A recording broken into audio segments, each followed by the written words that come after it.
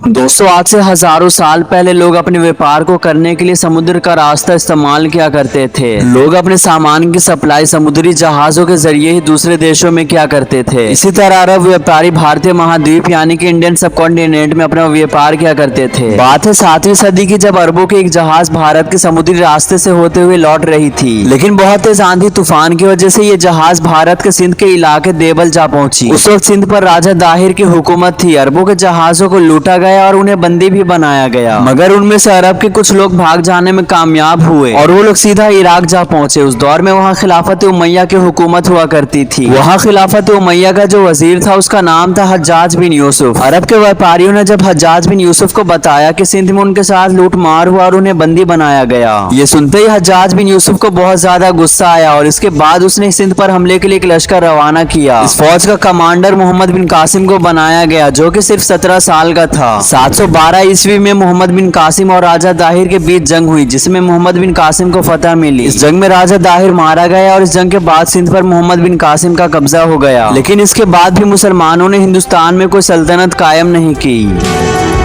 मगर मोहम्मद बिन कासिम के सिंध फतह करने के 250 साल बाद गजनी के सुल्तान महमूद गजनवी, जो कि बड़ी तेजी के साथ फतुहात हासिल कर रहे थे। आपको बता दें कि महमूद गजनवी ने 1001 से लेकर 1027 तक यानी कि 26 सालों में 17 बार भारत पर हमले किए। भारत पर सुल्तान महमूद गजनवी के 17 हमले सबके सब कामयाब हुए और इनके दौर में काफी सारे मुस्लिम स्कॉलर्स, सूफी संत भारत आए थे, जिन्होंने भारत में इस्लाम का प्रचार कर इस्लाम को फैलाया था। दोस्तों, सुल्तान महमूद गजनवी वो पहले सुल्तान थे कि जिन्होंने खुद को सुल्तान का टाइटल दिया था और इनके बाद ही सारे मुस्लिम सुल्तानों ने खुद के नाम के आगे सुल्तान का टाइटल लगाया। सुल्तान महमूद गजनवी की सल्तनत बहुत ज्यादा बड़ी थी। उनकी सल्तनत में आज का हिंदुस्तान, पाकिस्तान, ईरान, ताजिकिस्तान जैसे और कुछ मुल्क आया करते थे। सुल्तान महमूद गजनवी के दौर से ही अरब मुसलमानों के अलावा दूसरे मुसलमान भी भारत आने जाने लगे, लेकिन भारत में अभी भी एक मुस्लिम सुल्तान आने वाला था जो भारत का नक्शा हमेशा के लिए बदल देने वाला था। साल 1149 अफगानिस्तान के गौर में जन्मे एक सुल्तान जिनका नाम शहाबुद्दीन मोहम्मद गौरी। साल 1173 को शहाबुद्दीन मोहम्मद गौरी ने गजनी पर अटैक कर वहां अपना कब्जा कर लिया। दोस्तों, मोहम्मद गौरी चाहता था कि वो अपनी सल्तनत को फैलाए और दूसरे देशों पर भी अपनी सल्तनत कायम करे। शहाबुद्दीन मोहम्मद गौरी के लिए भारत एक अच्छा ऑप्शन था कि वहां वो अपनी सल्तनत फैलाए। उस दौर में हिंदुस्तान छोटी छोटी रियासतों में बटा हुआ था और हिंदू राजे महाराजा आपस में हमेशा लड़ा करते थे और उस दौर के हिंदुस्तान में जातिवाद ने भी जनता को काफी परेशान कर रखा था। जो छोटी जात के होते उन्हें बड़ी जात के लोग कुछ ना समझा करते थे और ये शहाबुद्दीन मोहम्मद गौरी के लिए एक अच्छा मौका था कि वो हिंदुस्तान पर हमला कर अपनी रियासत फैलाए। साल 1175 ये वो साल था कि जब शहाबुद्दीन मोहम्मद गौरी ने उस दौर के भारत के मुल्तान और सिंध पर पहला हमला किया। फिर सुल्तान ने लाहौर, गुजरात के अलावा कई इलाकों को फतह किया, मगर सुल्तान को असली टक्कर तो तब मिली कि जब 1191 में सुल्तान ने दिल्ली पर हमला किया। वहाँ सुल्तान का मुकाबला आखिरी हिंदू सम्राट पृथ्वीराज चौहान से हुआ, जो अजमेर और दिल्ली के शासक थे। सन 1191 में तराइन के मैदान में दोनों फौजें आमने सामने आई, जिसे तराइन की पहली जंग भी कही जाती है। इस जंग में शहाबुद्दीन मोहम्मद गौरी को बहुत बुरी हार का सामना करना पड़ता है, यहाँ तक कि उनकी जान भी बाल बाल बचती है, मगर किसी तरह वो अपनी जान बचाकर वापस अफगानिस्तान आ जाते हैं। अगले ही साल यानी कि सन 1192 में सुल्तान मोहम्मद गौरी वापस पूरी तैयारी के साथ तराइन के मैदान में आते हैं। इस बार जहाँ शहाबुद्दीन मोहम्मद गौरी की फौज की तादाद 1,20,000 होती है, तो वहीं पृथ्वीराज चौहान की फौज की तादाद 3 लाख के करीब होती है। दोस्तों, इस बार नतीजा कुछ और निकलता है और इस बार सुल्तान मोहम्मद गौरी पृथ्वीराज चौहान को तराइन की दूसरी जंग में हरा देते हैं। जंग के बाद पृथ्वीराज चौहान को कैदी बना लिया जाता है और कैद में ही उन्हें मार दिया जाता है। सम्राट पृथ्वीराज फिल्म जिसमें बताया जाता है कि पृथ्वीराज कैसे मोहम्मद गौरी को मार देते हैं, लेकिन आपको बता दें कि इतिहास में हमें ऐसा कुछ नहीं मिलता कि जिससे ये साबित हो कि पृथ्वीराज चौहान ने मोहम्मद गौरी को मारा था। ये बस एक मनगढ़ंत कहानी है जो इतिहास की धज्जियां उड़ाने के लिए बनाई गई है। दोस्तों, तराइन की दूसरी जंग भारत के इतिहास की सबसे इंपॉर्टेंट जंगों में से एक है, जिसने भारत का नक्शा हमेशा के लिए बदल दिया था। दिल्ली पर भी सुल्तान का कब्जा हो गया और क्योंकि सुल्तान का कोई बेटा ना था, इसलिए सुल्तान ने अपने गुलामों में से गुलाम कुतुबुद्दीन ऐबक को दिल्ली का गवर्नर बना दिया। इसके बाद सुल्तान अफगानिस्तान की तरफ जा रहे होते तभी कुछ लोग उन्हें कत्ल कर देते हैं।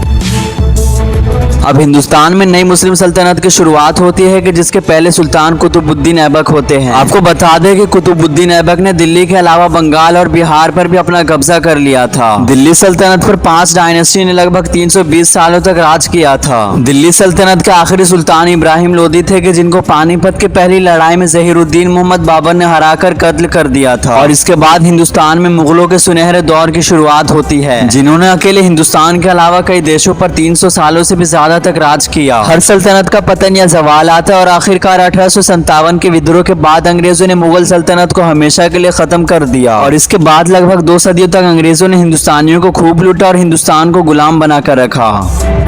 तो दोस्तों, ये थी मुसलमान शासकों की हिंदुस्तान में दास्तान। इस वीडियो के बारे में आप क्या सोचते हैं? कमेंट सेक्शन में अपनी राय हमें जरूर बताएं। बाकी ऐसे और वीडियोस देखने के लिए वीडियो को लाइक करके चैनल को सब्सक्राइब करके बेल आइकन को जरूर प्रेस करें, ताकि आने वाली सारे इन्फॉर्मेटिव वीडियो सबसे पहले आप तक हो।